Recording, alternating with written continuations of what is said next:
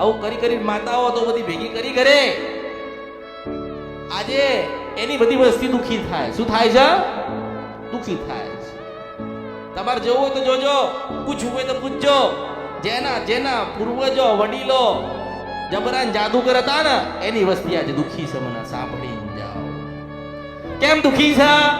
કે કોઈ દાડો કુળદેવી નતું પૂછ્યો, કુળદેવી નથી પૂછ્યો કે કોઈ ઝોપડીને અમે લાવીએ. કોઈ દાડો કુળદેવીને પૂછ્યું નથી કે મેલડી મસાણી મેલડીને અમે લાવીએ. લાવી દીધી. મેલડીએ દીકરો દઈ દીધો, મેલડીએ સારું ઘરે દઈ દીધું, જીવને આલી દીધો, આશીર્વાદે આલી દીધા. સમય ગયો એમ જે પૂર્વજો હતા, જે પહેલા જૂના ગયડા હતા, એ બારોબાર માતાજીને છૂટું નિવેજ આલી દેતા. ઘરની બહાર નિવેજ આપી દે અને એવું કે તને ઘરમાં તો ના બેસાડી શકો, તને દીવો તો ના આપી શકો, પણ તને 12 મહિને એક વખત ઘરની બહાર તને નિવેજ આપીશ. આવું તમારા પૂર્વજો કરતા. અને માતાઓ એક નિવેદ લઈને 10 કામ કરી આવતી.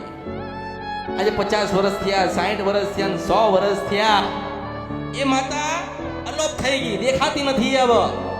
કારણ કે પૂર્વજો બતાવી નથી ગયા.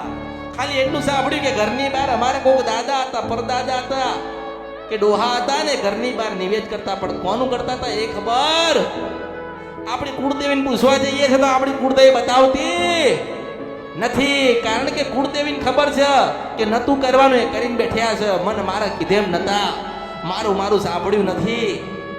જે ચાવણ માતા કામ કરતી હોય ને એ જ મશાણી મેરડી કામ કરતી હોય, જે મશાણી મેરડી કામ કરતી હોય એ જ ચાવણ માતા કામ કરતી હોય.